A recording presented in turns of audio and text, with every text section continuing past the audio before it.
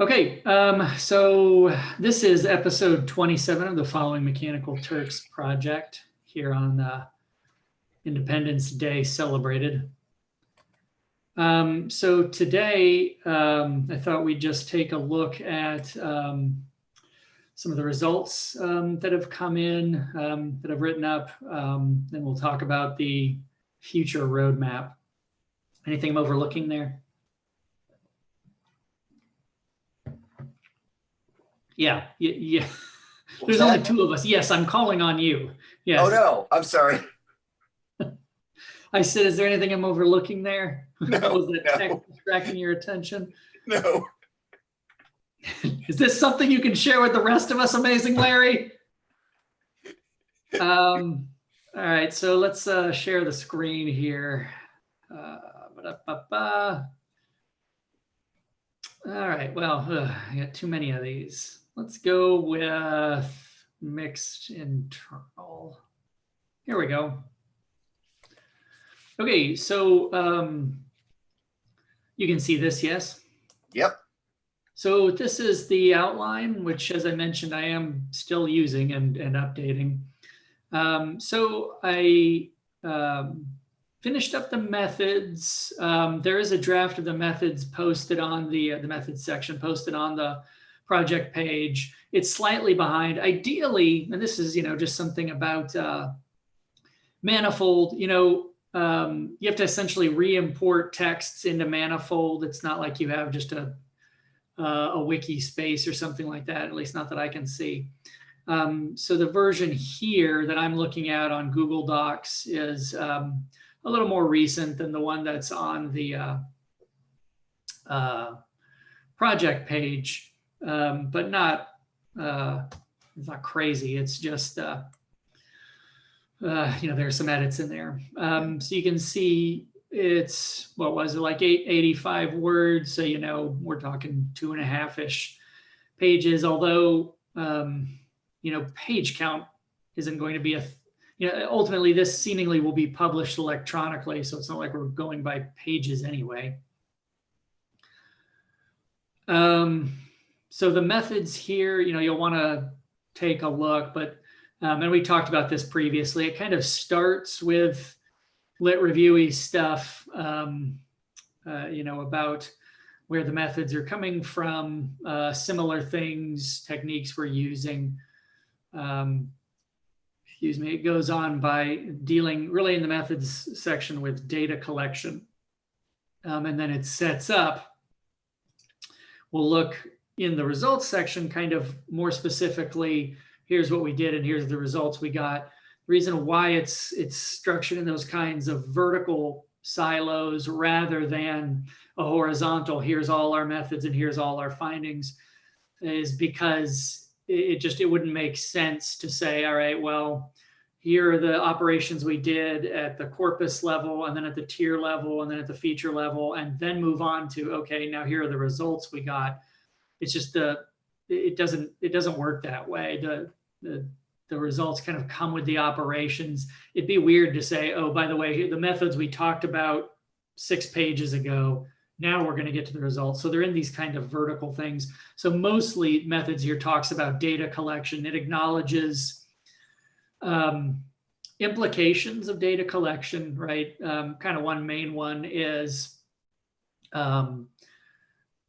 arguably the way we collect leads to potential overrepresentation of particular jobs that are persistent and may be persistent because they are, from a Turker's perspective, flawed, right? That they're there because they are poorly written or low, not compensated well. But then this acknowledges that may be the case, but our goal is to look at the platform, and these are on the platform. Yeah. Our goal is not to look at the Turker's experience with, well, this is a good job and this is a bad job. It's to look at what's on the platform, and these are on the platform. Well, one of the things that occurred to me, and just reminded me of it, is that, sort of the part of this component, but the whole thing, but the thing as a whole, right, is how does this platform think through or articulate the human in a way that we recognize. And it may be that what we're looking at that is, because some of the reasons, right, that these hits might not also get accomplished is beyond just they're not being compensated in a way that Turkers want to take them, that it may be that they're not very well articulated, right? That it's actually unclear what's wanted. And that's kind of also an interesting result. Yeah, well, and that's discussed in the methods as poorly written, right? I mean, if you're dealing in this scenario where, the compensation per task is pennies. And so the goal is you're always wanting to do them quickly, many quickly, right? So if you have to spend time wrestling with what does it want, and then even if you're able to guess that, there's a chance of your response being rejected, right? Some of the other data features deal with things like acceptance rate.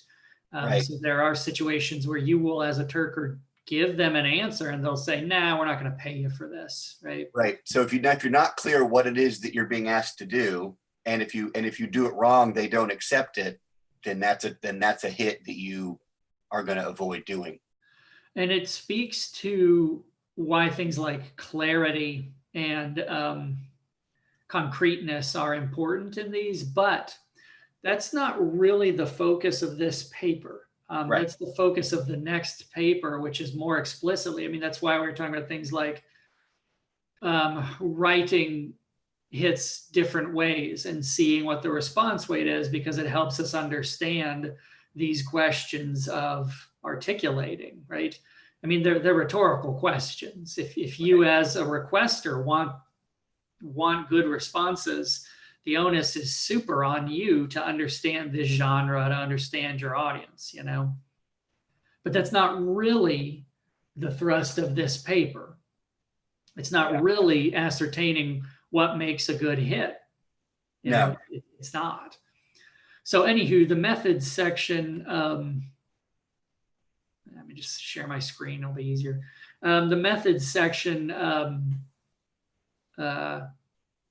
addresses that and points out, we'll mention this in the conclusion, because really what this is doing, this, quote unquote limitation, is setting the table for the next product. Yeah, the sort of qualitative engagement from the Turkers side, as it were. Yes, which will require IRB approval. Yeah. So that's the methods, leaf through that. The results, oops. So right now, this is in 3 sections, as the outline points out here, right? We've got the corpus overview, and kind of the way to think of this is, the whack of data that you're dealing with, right? So the first section deals with the corpus as a whole, and then moving in kind of to grain size. The middle one deals with categorization into compensation tiers.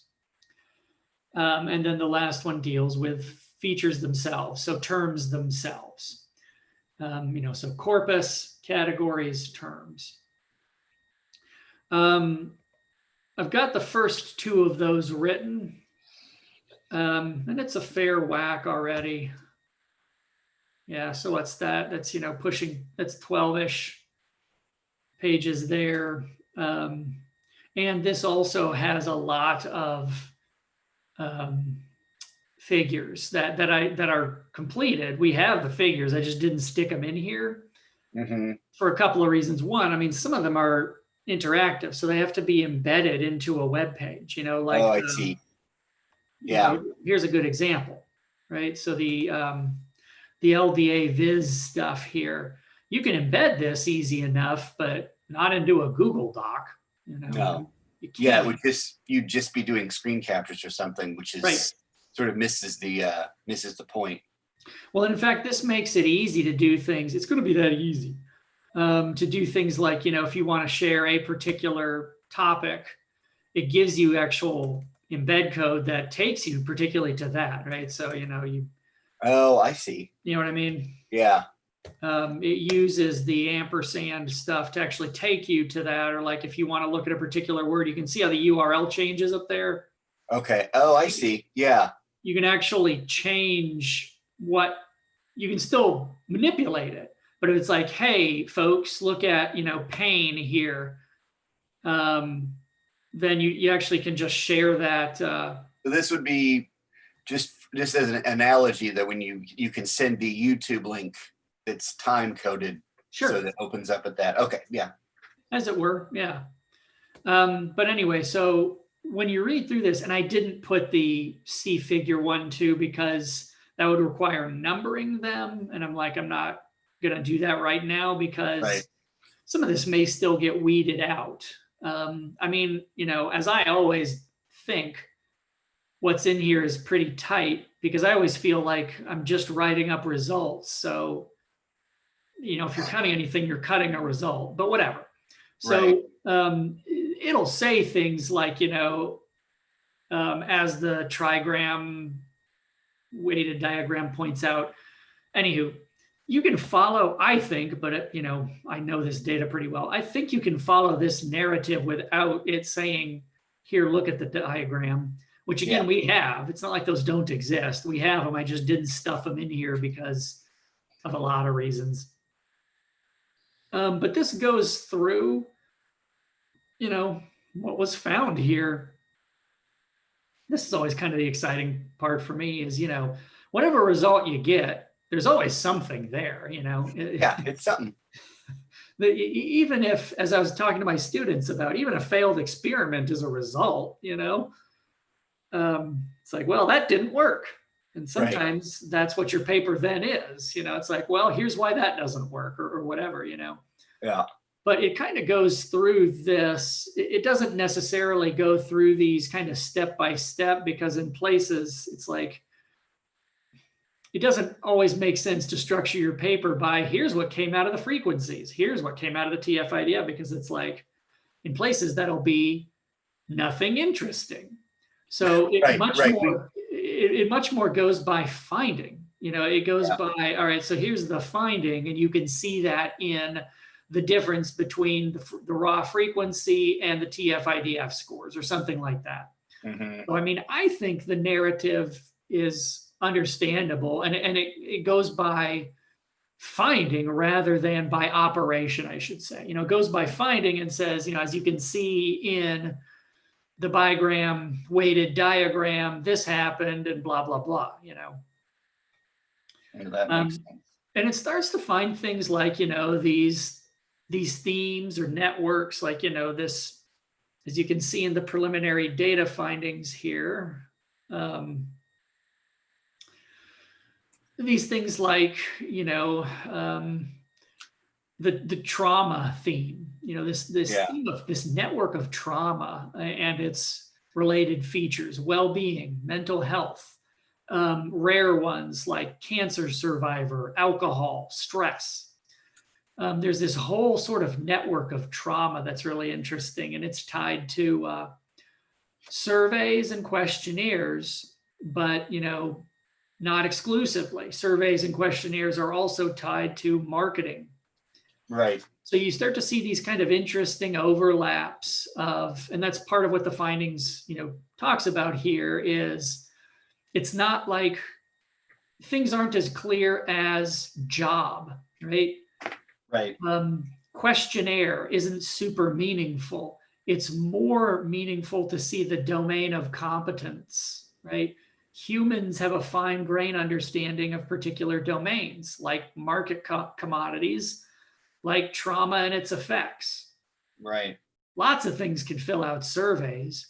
Humans are very good at a couple of particular domains. That's interesting too, because, thinking about those, because we did see like the sort of the survey or the questions is, I mean, one of the potential things to look at, although I think it's interesting to see what the theme is, but to actually look at the mechanism or the operation that Turk are supposed to do in order for that information to manifest or like the that you would Yeah, I mean, whether or not it's a questionnaire or a survey or I don't know, but that would be potentially how that. But you would see those at potentially all the different compensation levels. It's then sort of what's the theme of the survey or the questionnaire that distinguishes it. Yeah. And this, in fact, and we should jot this down as I'm speaking, for the next product, some of this might skew into psychometrics. Right. I mean, like if you're doing surveys and questionnaires, you're in the realm of the psychometrician. And oddly, I used to work with psychometricians because I worked in educational testing, curiously. I obviously am not myself one, but I worked with them. So, I mean, that might be those kinds of questions. I mean, what's going on with how these questions are being asked? Right. What are the potentials, biases, although, that's going to vary, but that's something to keep in mind. And that could even be something too that's a part of the second project is, what kinds of, do Turkers like questionnaires, or are those typically tasks that get avoided, right? So that's how do they respond to the various mechanisms that are used to translate their sense data that they're generating? Yeah. Sorry, I'm just making a note here. Yeah. Some of my tabs fall asleep. I tell some of them to stay awake. Do you use the Great Suspender or anything like that? No. So I have lots and lots of tabs in multiple windows. So I use a couple of things. The Great Suspender will automatically put tabs to sleep, so they don't continue to consume your resources. Oh. And then I also use Session Buddy, which is great, but it's more like, it keeps all your tabs and windows organized, but it doesn't automatically. They do different jobs, is what I'm saying. I like that. And those are just browser plugins? They're Chrome plugins, yeah. Chrome plugins. Yeah. Well, adding that to my to-do list. Yeah. It's another thing where every little bit helps in this that's exactly what I was going to say, where I was in the middle of it. Let's see here. Just put together, bring in guests. Here we go.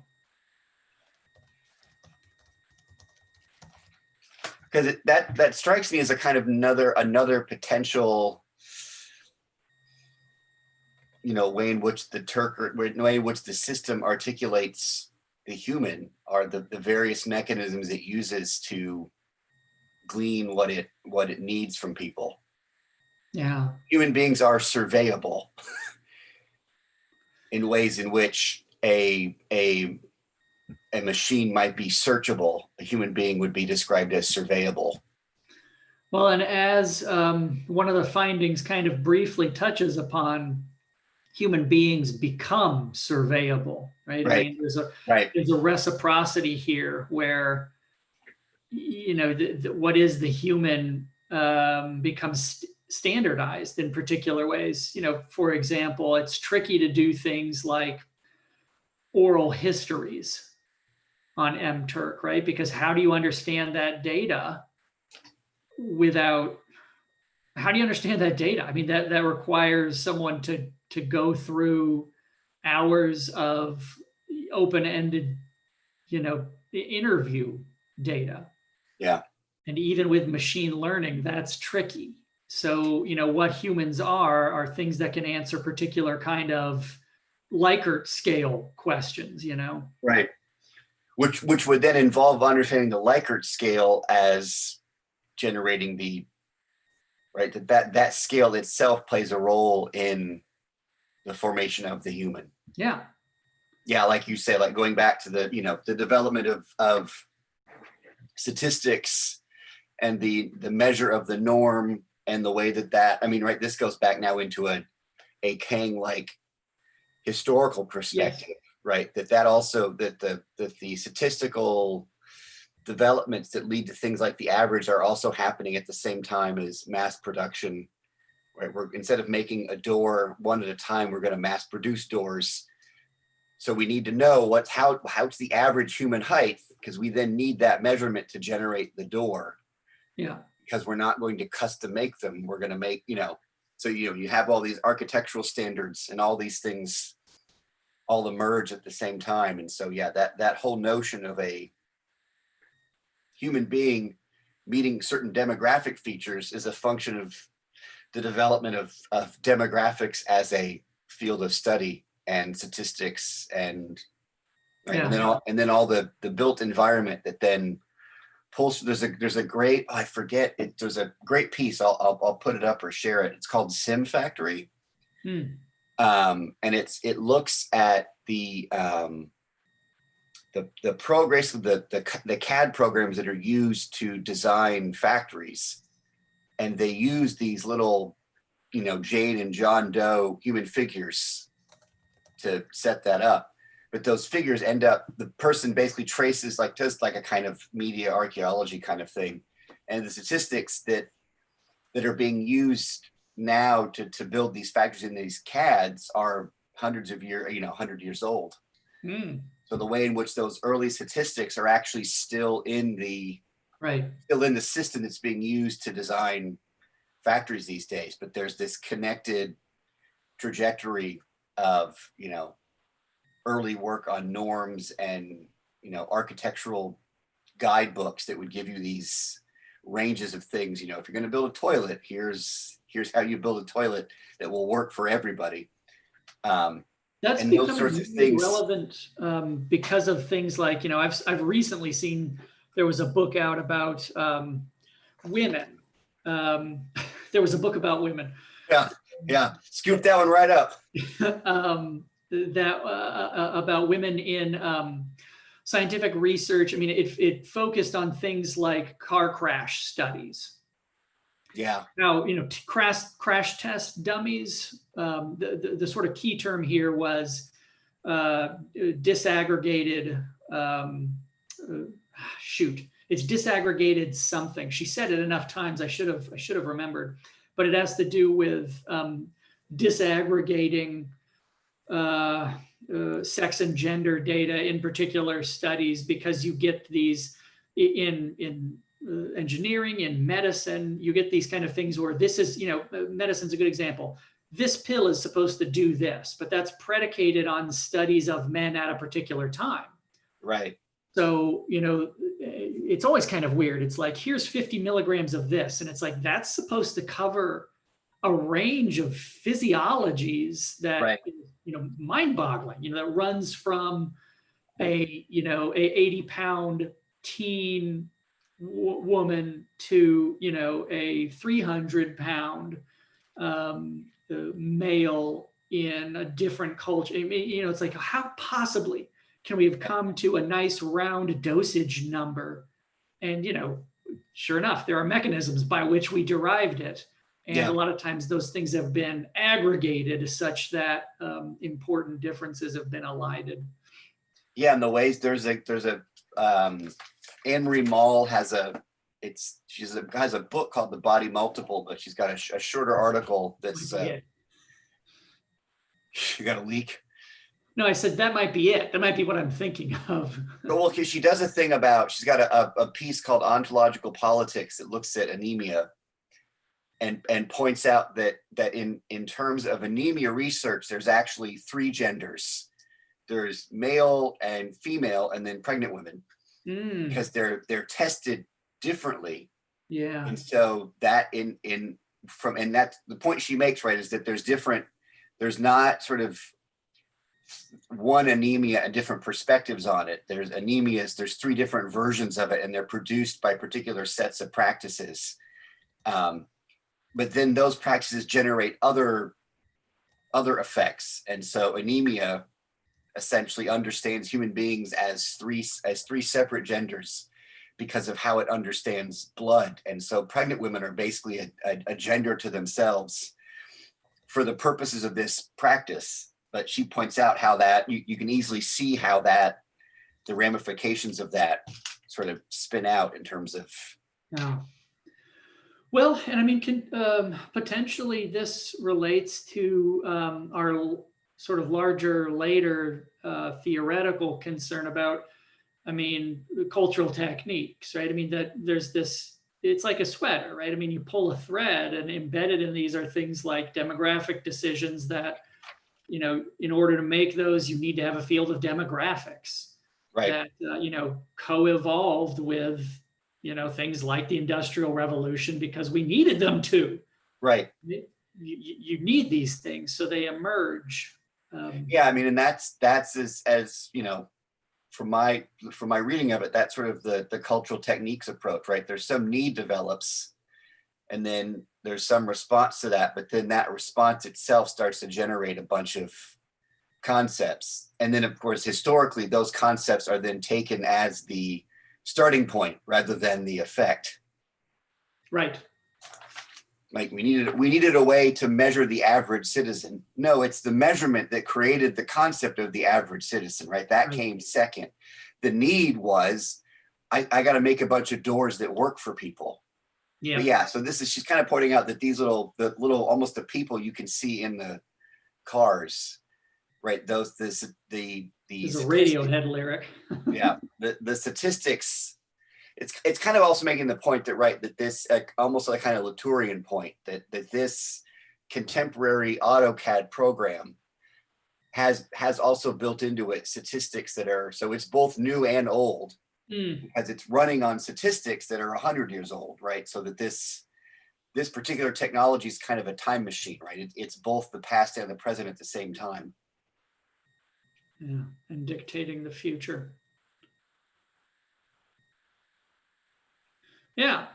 So these are things to keep in mind for the But future. I just realized that the if you go back to that real quick, the under the title or above her name is artificial labor, because that's the category of this piece. Yeah, the tag.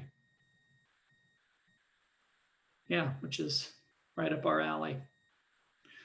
So these are all things to consider, you know, which might be a segue because in our discussion, right, this is we're sort of loosely using an IMRAD structure here. So we've got our methods.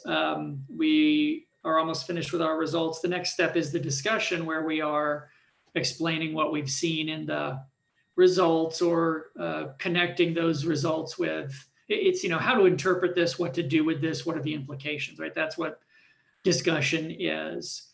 Either, you know, maybe applying a critical framework to say, okay, so here's what those results mean, or, you know, working inductively, taking these results and potentially other results. Here is new theory that comes out of what we've seen, right? I mean, you know, those are kind of the two main moves: is application or extrapolation, you know, deduction or induction. But whatever, we're plugging our results into some larger framework in the discussion. So that'll be our next step here. Yeah, I need to, and that's, yeah.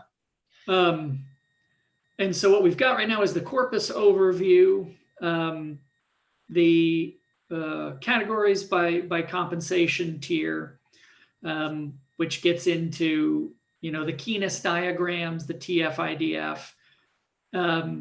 And it does kind of, I mean, again, you know, it finds what I think to be some interesting stuff and kind of does have a sort of cumulative statement about what we see in the tiers. You know, of course, it's not a clean narrative of, well, at the lower compensation end, it's more rote mechanical stuff. At the higher compensation end, it's more creative human stuff. There is some of that. Right. You know, at the high compensation tier, there is some stuff that it's like that does seem more creative. You know, you're asking people to do things like make subjective judgments of sentiment, right? Versus at the lower end, things that seem more rote, you know, more, is this a dog or is it not a dog? Right. There's some of it, but it's not a clean narrative of that. It's a complicated narrative of that. And partially that has to do with how compensation, that's an interesting facet that comes out of this, how compensation occurs on MTurk.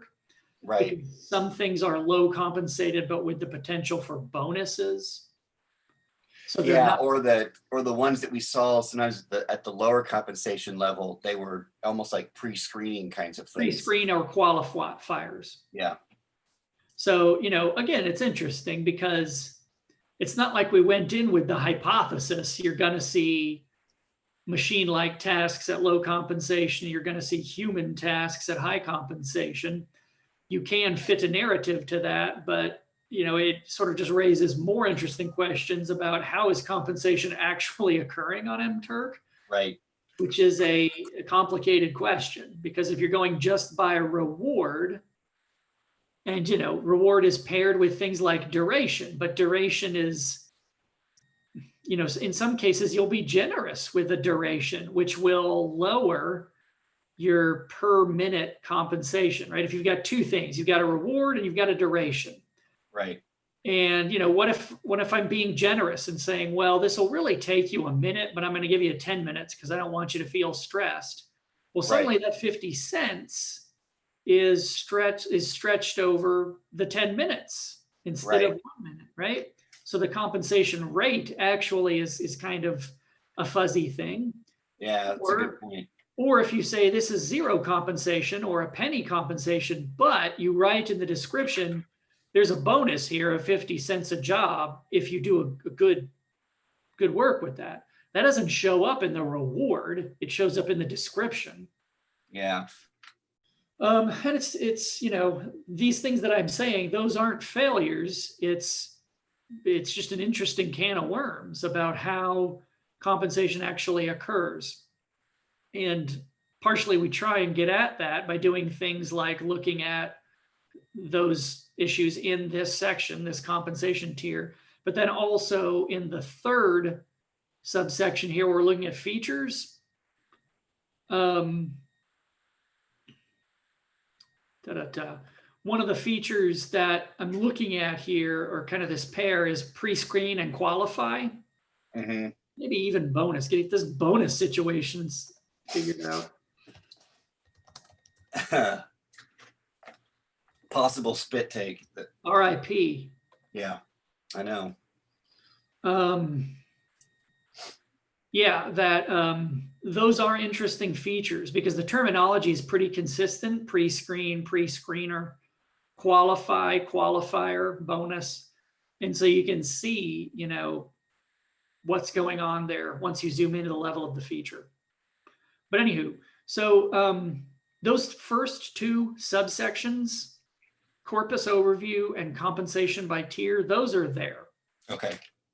The third and last subsection, feature level, I'm doing that right now. I'd hoped to have it done already, but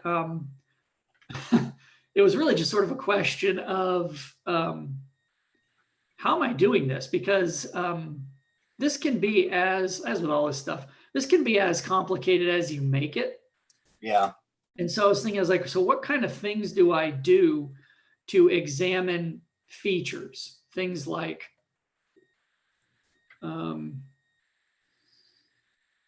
these terms, right? Readable and its derivatives, although I think it doesn't have any.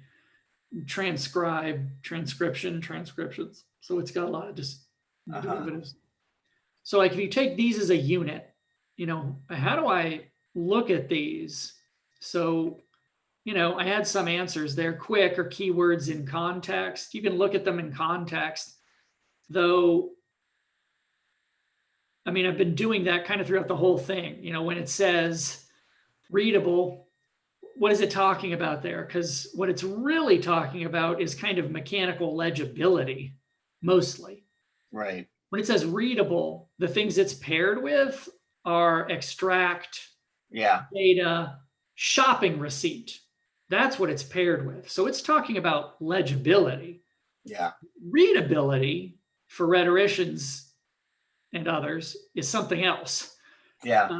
Legibility is I can make out characters. Readability has to do with comprehension. Yeah. Right?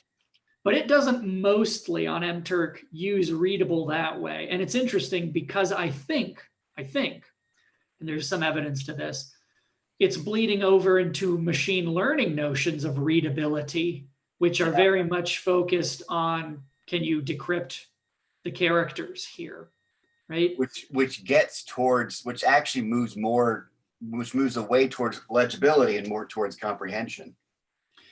Well, it's a machine's notion of comprehension, Right. you know? And so our notion of our human notion of comprehension is starting to get bleed over on this platform. Yeah. It's starting of sort of what readability means to machines rather than what it means to humans. Well, All right, sorry, go ahead. And what's interesting is, right, because you could see, I mean, this is what's compelling to me is that what it's also sort of arguing is that for a sort of, let's assume a humanist notion of the human, right, wouldn't see legibility as something that's not what defines reading for the human. But the Mechanical Turk is sort of, as maybe you could say this way, is reminding that definition that no, it's actually, but part of that comprehension is in fact legibility, right? That split between, well, there's legibility and then there's comprehension. Right. Potentially what Mechanical Turks is arguing is that's actually that's less, those aren't distinct acts. Is that legibility is actually a difficult achievement as well, right? That it's not as if that oh yeah, we could get a computer to scan it, but wouldn't understand it. But what machine learning is actually having to confront is that, but legibility is a part of understanding. So what a humanist notion, a humanist definition of the human has split off comprehension from legibility, right? Because legibility is a mechanical act and comprehension is a more intellectual, right? And those are different. And Mechanical Turks is like, no, that actually, that whole chain of that task, legibility is crucial to that a human is something that can both render something legible and render something comprehensible. Well, and there's an interesting kind of, and I mentioned this in the results, a kind of bidirectional movement there, because another related term that pops up is machine printed, which is sort of shorthand for maximally legible. I mean, think about it. If someone says this is machine printed, what's Right. the invoked obverse there? Handwritten. And if you think of the plexus of associations, machine printed means clear, standardized print. Handwritten means it could be somebody's scrawl that's cursive and you don't understand the letter forms, or they make their L's wrong, right? It sort of has the same patina as, something that's machine produced versus hand produced. Although there's this weird, interesting oscillation on that, right? That, a couple decades ago, as my dad was pointing out, baby formula was the best possible thing because it was not human adulterated, right? Breast milk was adulterated. Right. Formula, I mean, listen to the damn name.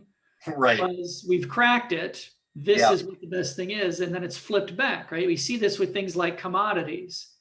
Previously, you were wealthy because you could afford machine stamped things.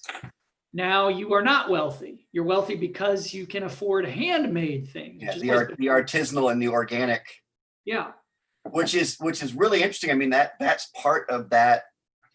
I mean, again, I think this is why the Minsu Kang is I keep going back to that because that's kind of what he traces, right? I mean, even the notion that the organic and the artisanal and the heirloom become important in ways in which there was that moment in history where the vegetable, where to describe someone as vegetative was to actually was a compliment as opposed to the productive. Yeah. So it's interesting in which that there's some interesting cycles, but right, as you point out, they're always oscillating. That which is, I think, what's interesting about this, similar to what we were talking about earlier with the COVID-19 and the way it's sort of, at least conceptually or practically reorganized labor in terms of what's essential and inessential, is that, again, the kind of the original analogy of the Mechanical Turk, right? It's this cabinet where it's very difficult to cleanly distinguish one from the other. Yeah. And so at any given moment, legibility means one thing, and then in the context of another human intelligence task, it's doing something else, because each of those tasks is defining for itself what the human is. So in some instances, legibility is crucial to being human.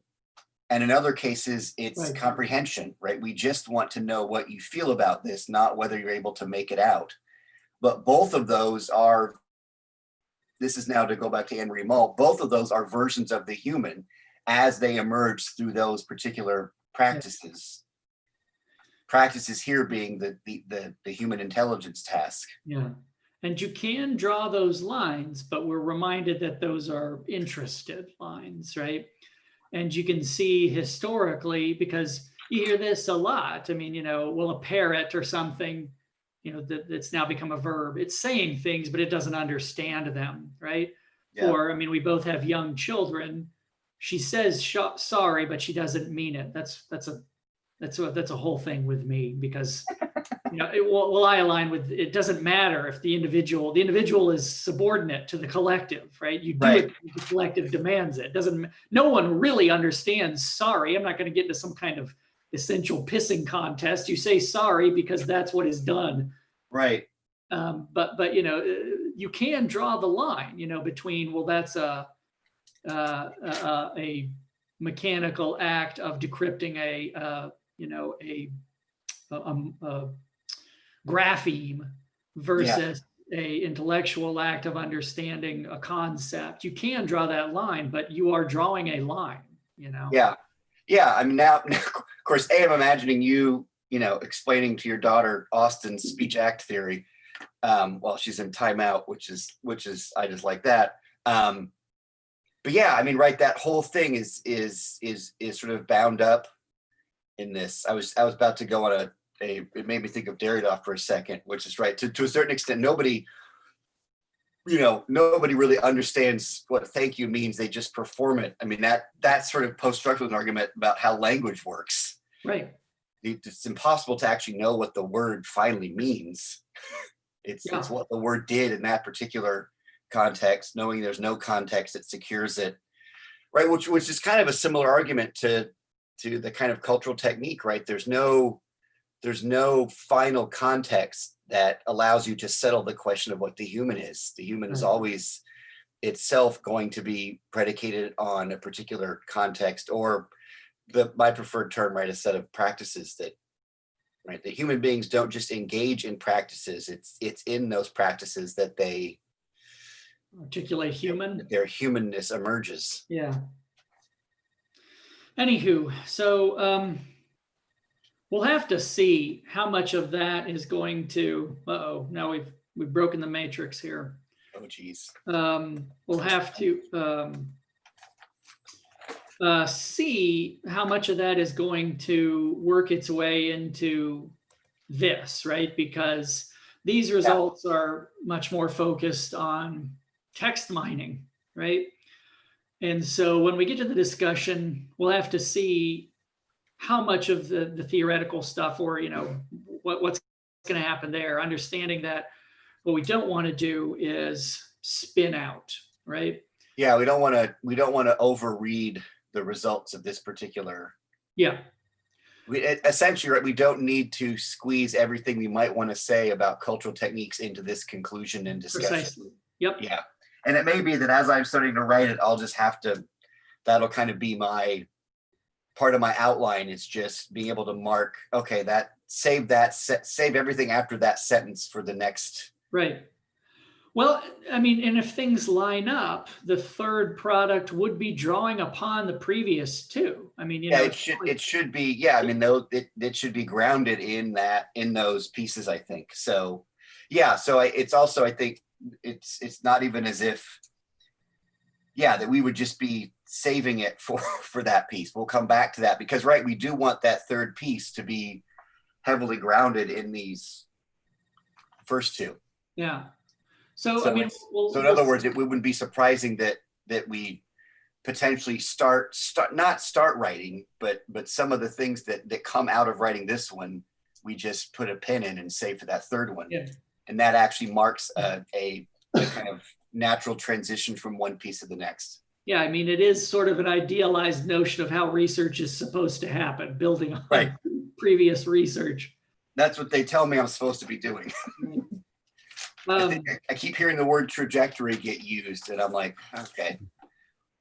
we'll see. I mean, we'll see if in this piece, how do we interpret the results? Is it, does it rely largely on Polanyi's paradox or questions of labor Yeah. that then, in the third piece get contextualized through Kang as a historical development or something like that? I mean, the good news, I think, is we do not have to, and we should not do all of that labor.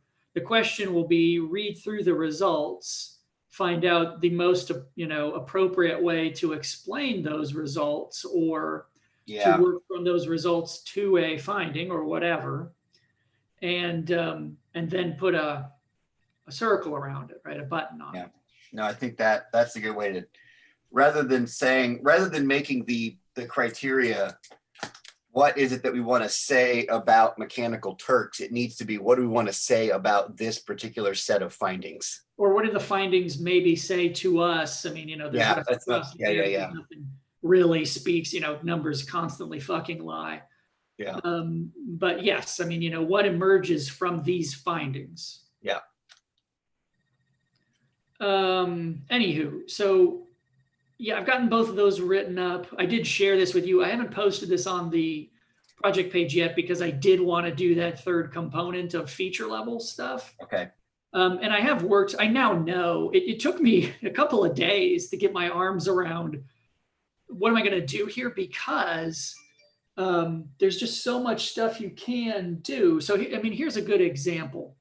I kind of want to look at this plexus of readable, transcribe, extract, because these are tasks and things that illuminate this kind of interesting, I don't know, separation between human and non, right? So like machines can transcribe, they're getting closer to describe. Can they summarize? Kind of, right. They actually can. Can they rewrite? That's an interesting one because, asking a machine to rewrite, it's like, okay, well, here's what I wrote. Can you rewrite that in a different way for me? It's like, well, no, this is what I wrote. Right. It's like, I can throw in some randomness. Is that what you'd like? Because, so to me, it's sort of like looking at particular features is interesting because it illuminates these ambiguities, right? But if you look at each one of these, doing these things, you get just an ocean of data. I mean, let me show you real quick. So like, let's take readable. It's like, sure, I can look at it in context, and that gives me a sense of mostly they're talking about legibility. Occasionally they're talking about comprehension tasks. Mm-hmm. If we run some similarity things, like this is through Quantita, you can get a measurement of similarity where it'll look at a corpus and say, this word is similar to these other words. In fact, it'll give you every other word and its similarity. And as is always the case, it can do that in a lot of ways. It can do it. It has lots of algorithms. It can do it by correlation, by cosine similarity, by Jacquard or E-Jacquard or dice. As always, it's like, which one is the right one? I don't know. I can do it 15 different ways. Which one do you want? And they're all pretty close. So, I can do that, and I can get, let's see, this is probably it. Yeah, so here we've got for readable, right? So I'm going with cosine similarity. If you do readable, these are the things in the corpus, although I'll talk about that in a second. For, the unweighted and the weighted, that's always the other thing here is everything has a shadow self. Right. So that's just those. Readable, here it's things that are similar to it. We can say that. Let's also think about something like word vectors, right? So word vectors they're even freakier. They do similar operations on a corpus where they take the stuff in a corpus. Word vectors tend to use a sliding window, a sliding window model where they look at a word and then they look at things around it, and then they say, you know, how close is it to the things, right? Yeah. And then they go through, usually you'll do some kind of machine learning operation, you know, word to vec or glove or something you'll train on a corpus. And then once you do that, you know, in the end, these are all just numbers, but it allows you to do things like the sort of standard example is you train it on a corpus, then you can do weird mathematical operations on concepts. So I could do something like, say, king minus man plus woman equals what? And it could tell me queen. Huh. And so it's like, it really seems like when you do that, it's like, boy, the machine kind of understands things conceptually. If you ask it something like that, or if you say, you know,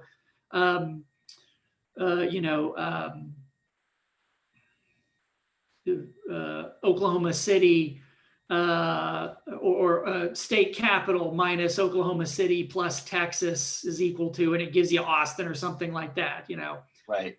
Whatever. And so it seems like you can do those kind of things. Now, again, to return to our previous discussion, does the computer understand those concepts? Most people would say, no, it's just math. I mean, if you pull back the curtain, it's correlating things together in a very kind of sophisticated statistical way. It's doing a lot of if-then operations, but you know, people would say if there's a base to this thing, it's just math. Right. It's plotting things in dimensions beyond 3 dimensions, and then it's knocking them down to fewer dimensions, and through that it can make calculations. Anywho, we can use word vectors and get things like synonyms. And here, you know, if you do for the unweighted and weighted and you do readability, you ask it what's a synonym for readable. It gives you pretty similar stuff to cosine similarity, which is a much, much faster operation. Now, again, it's like, so here's a couple of these. I had 2 things, right? Similarity, cosine similarity, word vectors. Each one of them has 2. So I've got 4 things in a table here.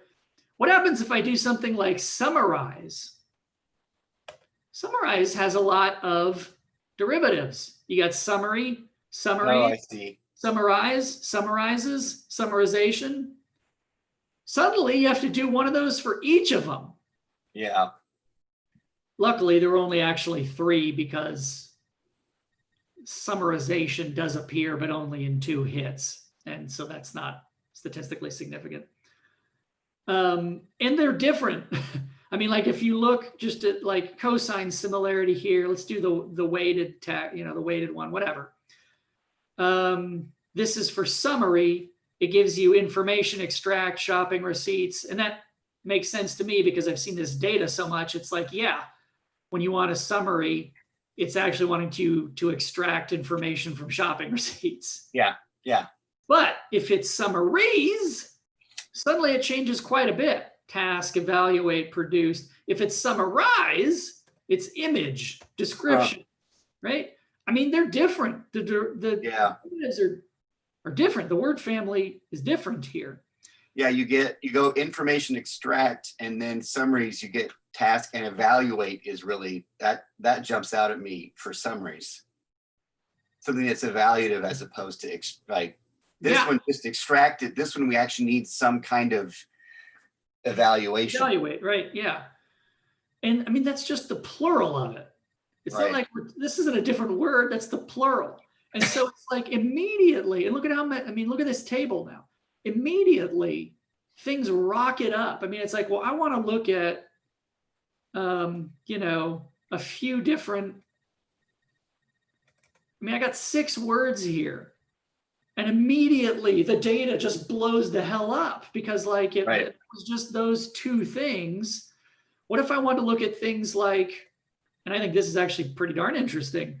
If you key some co-occurrence diagrams, so if I take only the hits that actually mention the word family around summarize, right? Then you can key, let's see, I think it's here. Oh, I might actually already have it open. I do. Oh yeah, these were really interesting.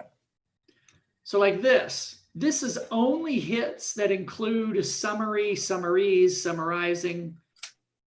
And you can see how they're linked to things. This is through co-occurrence, right? There's a frequency co-occurrence diagram. So summary is connected to, sure enough, things like extract, but then over here you see writing, word, right? Takeaways or whatever. So this is a frequency co-occurrence. And again, I can do this unweighted. I can do it weighted. I can do it with its participation in bigrams. Should have had that open. Blam. Oh yeah. So here's participation in bigrams by summary and summarize. You might ask yourself, to quote the talking heads, what are all these other ones doing around here? Because again, all of this is filtering only the hits in which a version of summary occurs. But a lot of other words occur in those too. Right. So you start to see these bigrams and trigrams. These are other things that were in the hit that just happens to include summarize and summary and whatever, right? But whatever. So it's like, this is why it took me a few days even to figure out, okay, I want to zoom down to the feature level, right? And it seems like, well, that'll be easy. I'll just, pick a few features that are interesting. Right. And then do some operations. And immediately, as is always the case here, I pick one feature, summary, and you just get oceans and oceans of potential data. And when you do that, it's also like, what the heck am I supposed to pull out of this? Right. It's like, you look at all those diagrams, you look at all those tables, and it's like, so what? It's not enough just to take the data and flop it down and say, well, there you go. You have to have a result. You have to have a finding here. So that's what I've been kind of wrestling with is, what do I do here? I think I finally figured that out, where I have a limited number, and we're at an hour here, so we'll move things along. I have a limited number of these that I'm actually going to pursue. Yeah. What I'm going to end up doing is I've written up the scripts so that actually producing things like those data tables, that's just a line of code. It's not a big deal to do. Excuse me.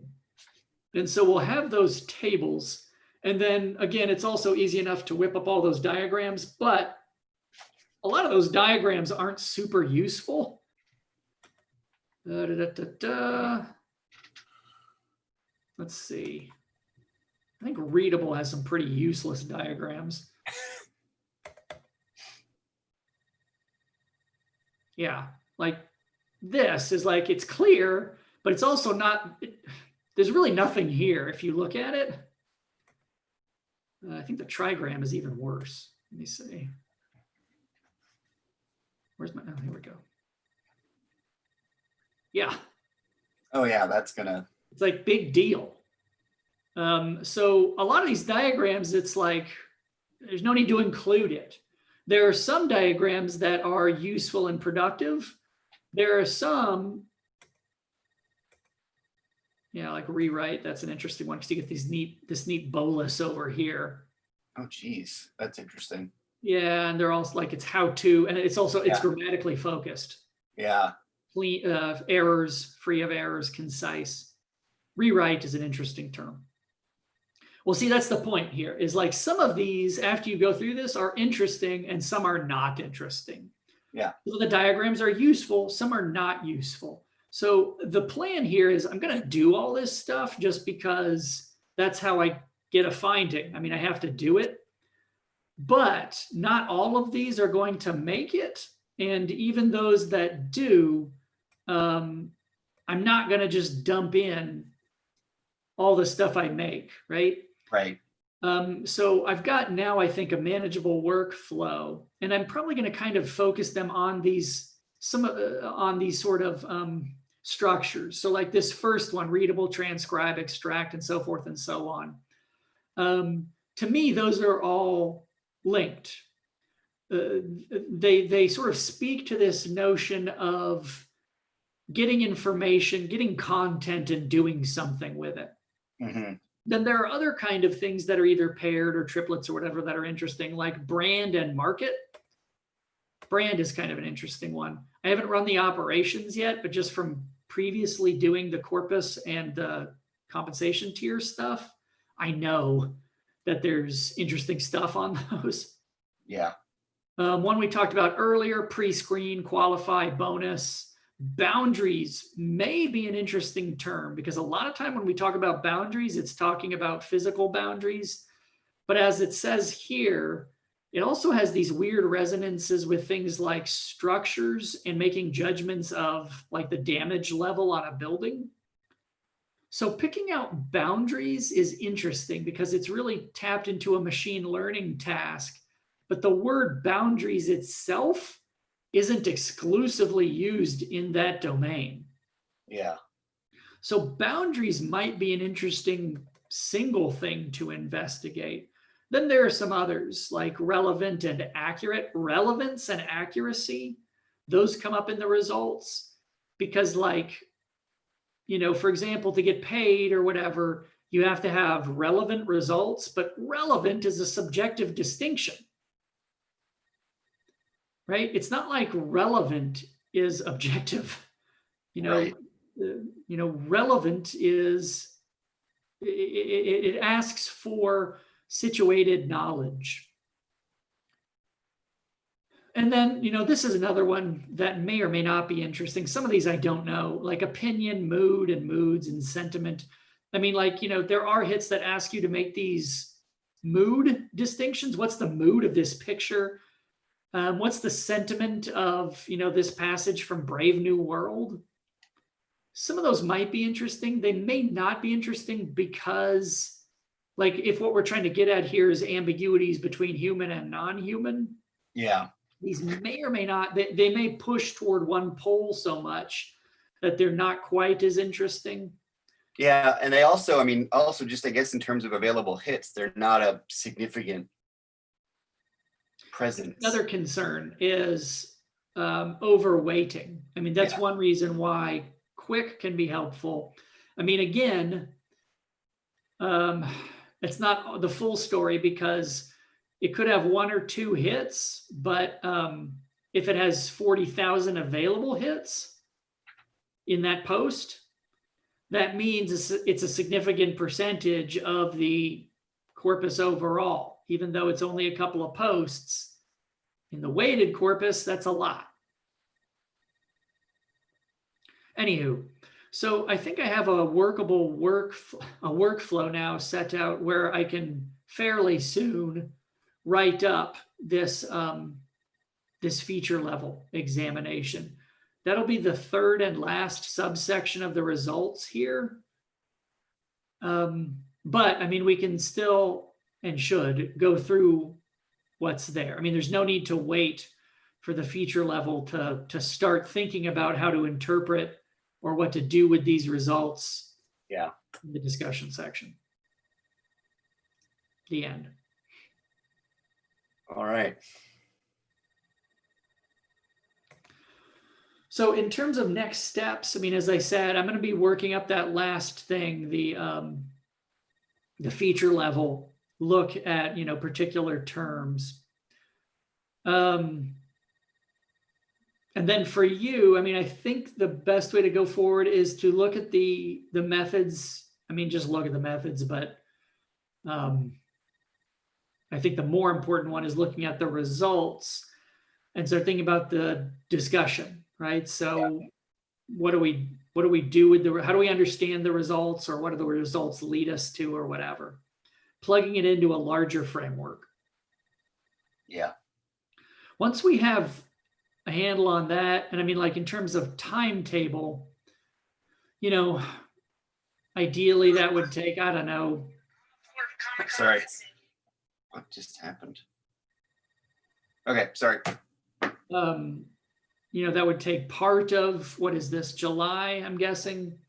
The conclusion, I think, would go very rapidly. The introduction will be, I mean, that'll be, I think, a more in-depth process than the conclusion, but I think we'll be able to, I don't think it'll be as involved as the discussion, because once you have the discussion, the introduction as the last thing we'll be writing, it will know how to set up what is to come. Yeah. So I think in terms of, time investment and whatever, discussion will be a fair whack. Conclusion will be easy. Introduction will be somewhere between those two. Yeah. Yeah, the introduction will just sort of, the unique thing the introduction will do too is just making a case for what we're doing and trying to at least contextualize it. Who's identifying, who it might be for and that kind of stuff, or at least signaling that. Yeah, and of course, we do have an outline already set up for that component, but who knows if by the time, a lot of that hinges on the directions we end up taking. But the sort of good news is it's not like we're starting from zero. We kind of know. Unlike here with the discussion, we really don't. All that it says here is, what theoretical frameworks will help us understand the implications of our findings. Polanyi's paradox probably will appear, but it's not enough probably, right? It's not enough just to say, well, it's enough or sure enough, that's true. Yeah. There is a realignment there. That probably will be something that is useful, but that's not the conclusion. Yeah.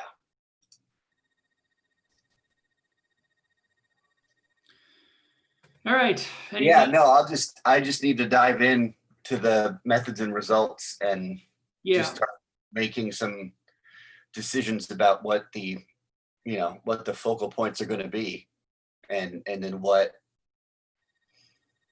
frameworks make sense for articulating that. Yeah. And I'll jump into that process after I wrap up that last subsection. As I said, I'd hoped to have that done now, so that way we could both just start dealing with the discussion. I think this is always so heavily contingent on how much childcare I'm doing. Yeah. Because, realistically, this could take me a couple days if I could just sit and write, but that's unrealistic. So I think it'll take me a few days to work up that section. And then I can also participate in the discussion part.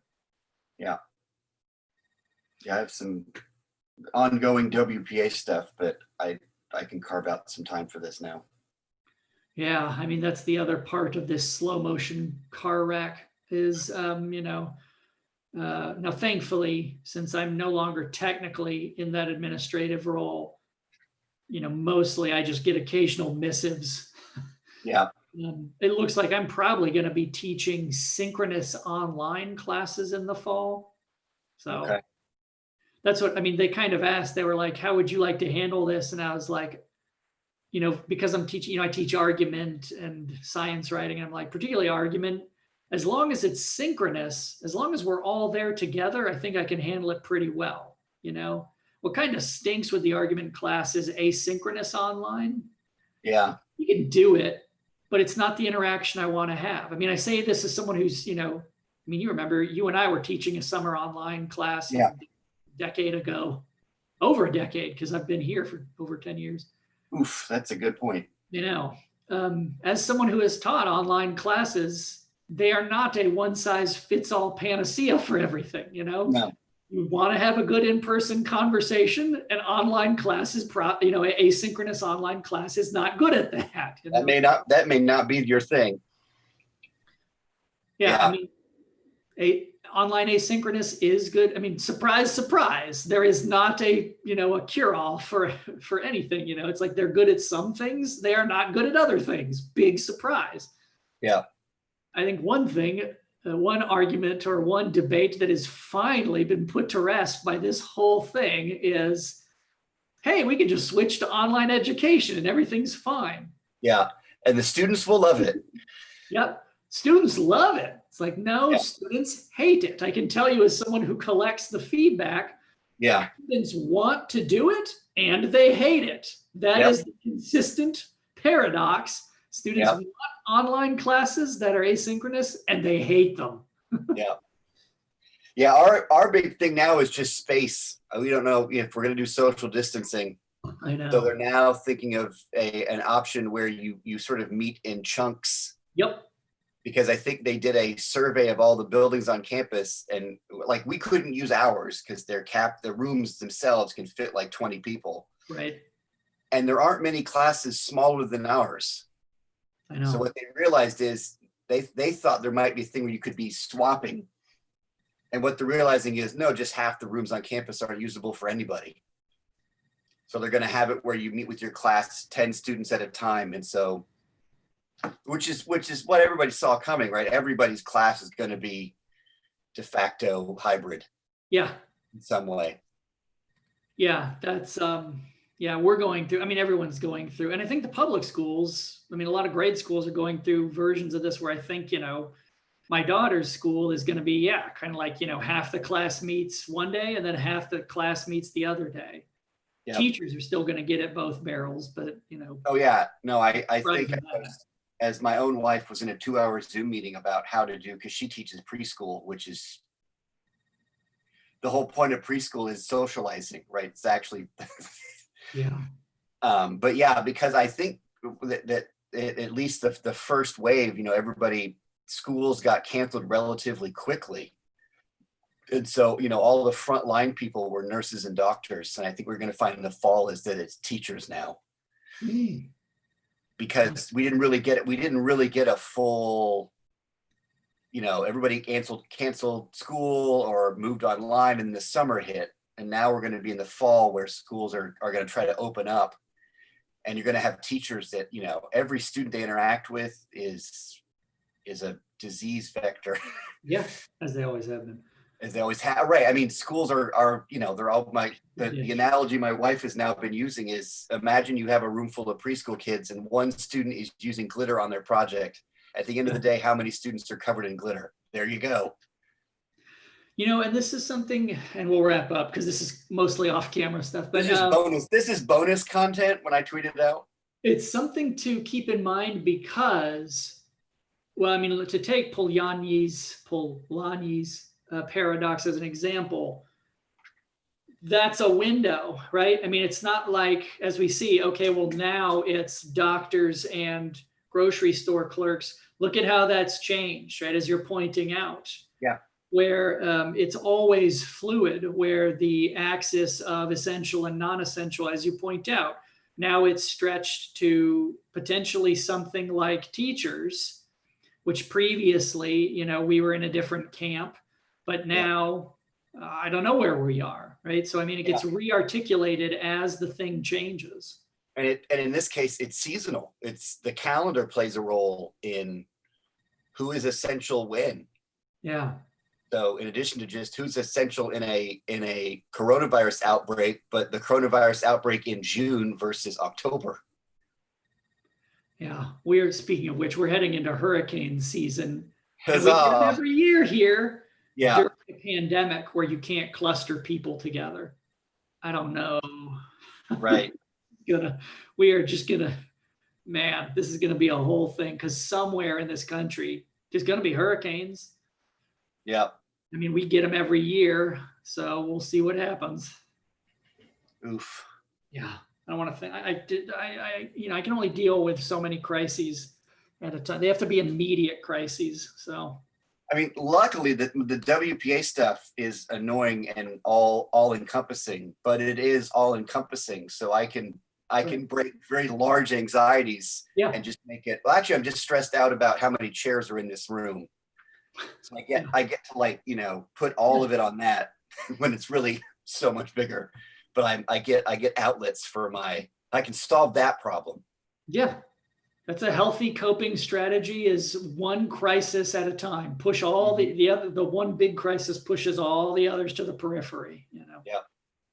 The problem is what happens when that crisis is fixed. It's like finishing your dissertation is the worst day of your life because it feels like everything's been cut out from under you. Yeah, yeah. I stood that day, and then the day I passed my prospectus defense, I walked out in the hallway and like had the biggest panic attack ever. I'm like, what did I just say I would do? Yeah. Yeah, your ABD. Oh, Yeah.